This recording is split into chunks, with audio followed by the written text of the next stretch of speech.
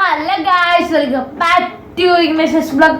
അപ്പോൾ ഇന്നത്തെ വീഡിയോ എന്ന് വെച്ചാൽ നമ്മൾ സ്കൂൾ അടച്ചോട്ട് വെക്കേഷൻ കഴിഞ്ഞ് നമ്മൾ 2 ദിവസം കന്യാകുമാരി ട്രിപ്പ് പോയിട്ടുണ്ട്. അതിൻ്റെ വീഡിയോ ആയിട്ടാണ് നമ്മൾ വന്നിരിക്കുന്നത്. വീഡിയോ കാണുന്നവർ ലൈക്ക് ചെയ്യുക, ഷെയർ ചെയ്യുക, സബ്സ്ക്രൈബ് ചെയ്യുക, ബെല്ലൈക്കണും കൂടെ ഞെക്കാൻ മറക്കില്ല. അപ്പോൾ നമുക്ക് നേരെ വീട്ടിലോട്ട്. ഹലോ ഓൾ, അപ്പോൾ നമ്മൾ കന്യാകുമാരി ട്രിപ്പ് പോകാൻ പോവാണ്. രാവിലെ ഒരു 10-11 മണിയൊക്കെ ആയപ്പോഴത്തേക്കും ഞങ്ങൾ അവിടെ നിന്ന് ഇറങ്ങി.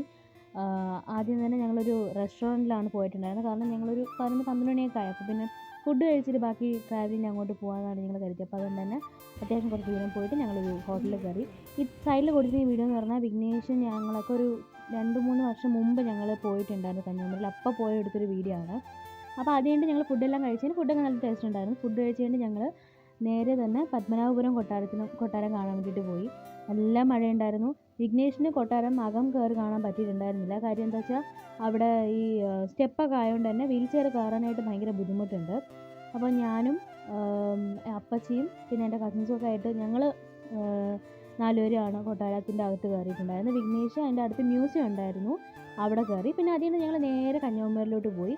കന്യാകുമാരി പോയിട്ട് ഞങ്ങൾ ആദ്യം തന്നെ ഒരു റൂം ബുക്ക് ചെയ്തു. കാര്യം എന്താ വെച്ചാൽ സമയം നമുക്കുണ്ട്. അതായത് ഫസ്റ്റ് ഡേ സൂര്യാസ്തമയവും സെക്കൻഡ് ഡേ നമ്മൾ ഉദയം കാണാൻ വേണ്ടിയിട്ടാണ് ഞങ്ങൾ പ്ലാൻ ചെയ്തിട്ടുണ്ടായിരുന്നത്. അപ്പോൾ വൈകിട്ട് ഞങ്ങൾ അത്യാവശ്യം സമയമൊക്കെ ഒന്ന് അഡ്ജസ്റ്റ് ചെയ്ത് നമ്മൾ എത്തി. അപ്പോൾ അതുകൊണ്ട് തന്നെ ആദ്യം തന്നെ റൂം ബുക്ക് ചെയ്യാം, എന്നിട്ട് അസ്തമയം കാണാൻ പോകാമെന്ന് പറഞ്ഞു. കാരണം സമയം അതിനനുസരിച്ച് ഉള്ളതുകൊണ്ട് കാണാൻ പോയി.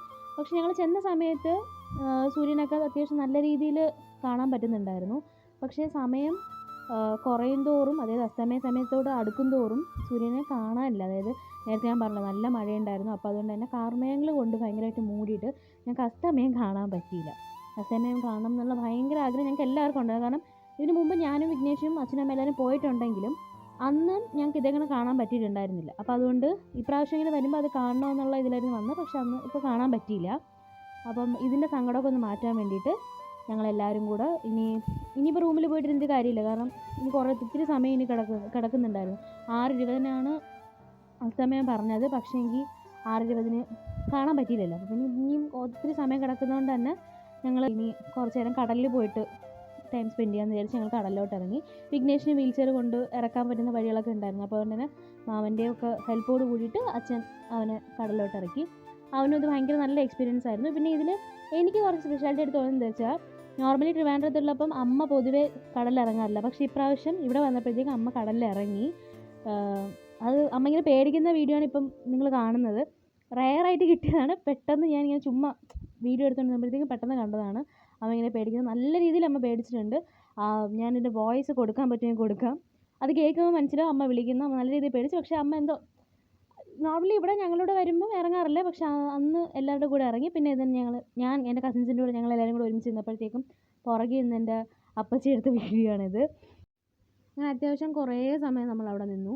അതായത് ഞങ്ങളൊരു 6 മണിയൊക്കെ ആയപ്പോഴത്തേക്കും അവിടെ എത്തി, ബീച്ചിൻ്റെ ആ സൈഡിലെത്തി. അതിന് ഞങ്ങൾ രാത്രി ഒരു 8 മണിയൊക്കെ ആയിക്കാണ് തിരിച്ചപ്പോഴത്തേക്കും. അപ്പോൾ അത്യാവശ്യം നല്ല രീതിയിൽ നിന്ന് എല്ലാവരും എൻജോയ് ചെയ്തു. അതിന് നമ്മുടെ കാർ ഡ്രൈവ് ചെയ്തത് മാമനാണ്. അടിപൊളിയായിട്ട് ഡ്രൈവ് ചെയ്തു. കൃത്യസമയത്ത് നമ്മൾ എല്ലാ സ്ഥലത്തും കൊണ്ട് എത്തിച്ചു. പക്ഷേ എങ്കിൽ അൺഫോർച്ചുനേറ്റ്ലി നമുക്കിന്ന് അസ്തമയം കാണാൻ പറ്റിയില്ല. അത് കുഴപ്പമില്ല. അത് നമ്മൾ കടലിലൊക്കെ ഇറങ്ങി ഞങ്ങൾ ആ സങ്കടം തീർത്തു. അതിന് ഞങ്ങൾ നേരെ തിരിച്ച് റൂമിലോട്ട് പോകാൻ പോവാണ്. അതിനിടയ്ക്ക് കാറിൽ പാട്ട് വെച്ചപ്പോഴത്തേക്കും അച്ഛനും അപ്പച്ചിയും ഒക്കെ ഭയങ്കര ഡാൻസ് ആയിരുന്നു. ഇരുന്നുകൊണ്ടാണ് അവരുടെ ഡാൻസ്, പക്ഷേ ഭയങ്കര വൈബായിരുന്നു. അത് കഴിഞ്ഞിട്ട് നമ്മൾ വീഡിയോയിലൊക്കെ ഞാൻ കണ്ടിട്ടുണ്ട്, കാറിൻ്റെ മുമ്പിൽ ഫോൺ വെച്ചിട്ട് അതിങ്ങനെ വീഡിയോ എടുക്കുക, അതൊക്കെ കണ്ടിട്ടുണ്ട്. അപ്പോൾ അത് കണ്ടപ്പോൾ എനിക്കും ഒരാഗ്രഹം, ശരി ഞാനൊന്ന് വെച്ച് നോക്കാമെന്ന് വിചാരിച്ചിട്ട് അങ്ങനെ എടുത്തൊരു വീഡിയോ ആണ്. അതിലും എൻ്റെ അച്ഛൻ ഫുൾ ഓൺ വൈബ് തന്നെയായിരുന്നു. അതുകൊണ്ട് ഞങ്ങൾ നേരെ ഹോട്ടലിലെത്തി.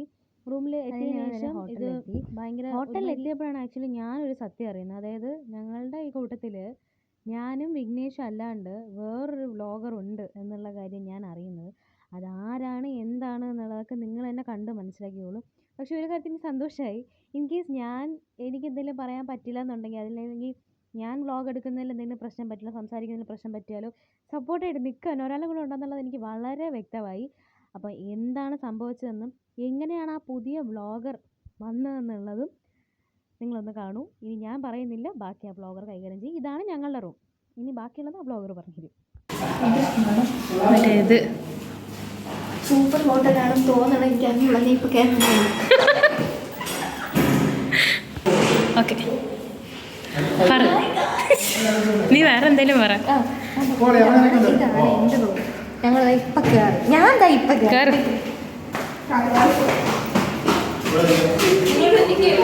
നല്ല അല്ലേ അത് മറ്റേ സ്പ്രേഡോ അല്ലേ? ഏതിൻ്റെ മാളു?